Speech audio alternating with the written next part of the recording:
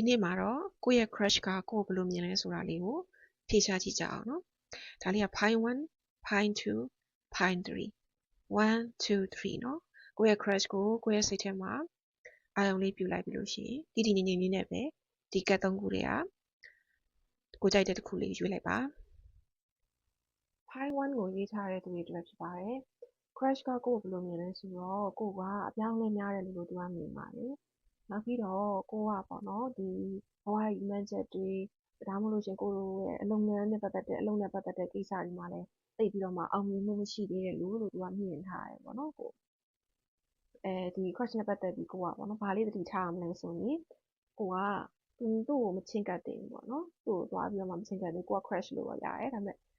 သွားပြီးမချင်းကပ်ပါနဲ့လောလောဆယ်မှာမချင်းကပ်နေအောင်ချင်းကပ်ရင်ပိုဆိုးကုန်မယ်ပေါ့နော်ပိုဝေးရမယ်ပေါ့ဆိုတော့သူနဲ့ပေါ့နော်ပြောဆိုဆက်ဆံတဲ့အရာတွေအားလုံးမှာလည်းပဲမပြောဆိုမဆက်ဆံခင်မတွေးတောခင်သူနဲ့မပတ်သက်ခင်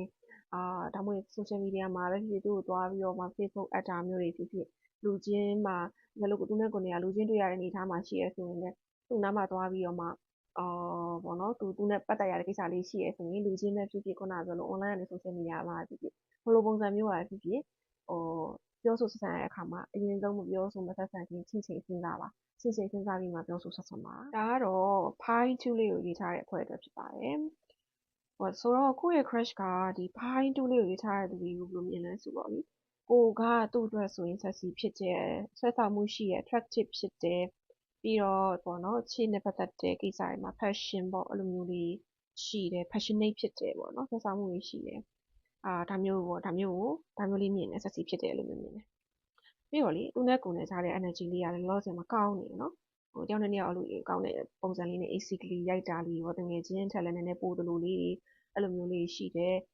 တယောက်နဲ့တယောက်ကြည်ကြည်နူးနူးချစ်ချင်းခင်ခင်လေးလည်းရှိတယ်ပေါ့နော်မရှိသေးဘူးဆိုလည်းအဲ့လိုလေးရှိဖို့ဆန္ဒရှိ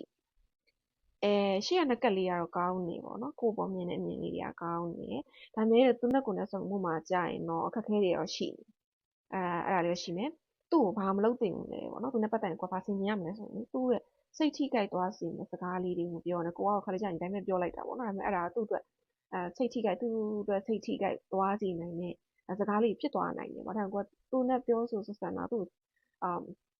နဲ့ပတ်သက်တာမျိုးလေးတွေ online ကနေပြီးတော့မှ Facebook ကဖြစ်ဖြစ် social media ဖြစ်ဒါမှမဟုတ်အပြင်မှာတွေ့ရတဲ့သူတွေလည်းအပြင်မှာဖြစ်ဖြစ်ကိုနဲ့ပြောဆိုထိတွေ့ဆက်ဆံတဲ့အခါမှာသူစကားချမ်းကြီးတွေမပြောမိစေနဲ့သူအသေးကိုခွဲမဲ့စကားမျိုးတွေကိုမပြောမိစေနဲ့အဲ့ဒါမျိုးစကားတွေကိုပြောတာကိုရှောင်ရှားပါဒါလေးကတော့ point 3လေးကိုရေးထားတဲ့သူတွေအတွက်ဖြစ်ပါတယ်ရှင် crush ကဒီ point 3လေးကိုရေးထားတဲ့သူတွေဘယ်လိုမြင်လဲဆိုတော့လေသူကကိုဒီပေါ့နော်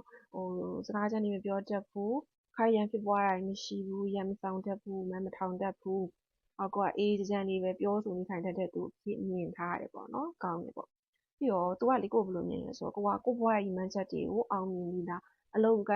ငန်းကိုင်ငန်းတွေအောင်မြင်ပြီးသားလို့ဒါမှမဟုတ်ရှိပြီးသားလို့အဲ့လိုမျိုးကိုဟာကိုဘွားရည်မှန်းချက်တွေကိုပြည့်စုံပြီးသားလူအဖြစ်သူကမြင်တယ်ပြီးတော့ကိုဟာတဲ့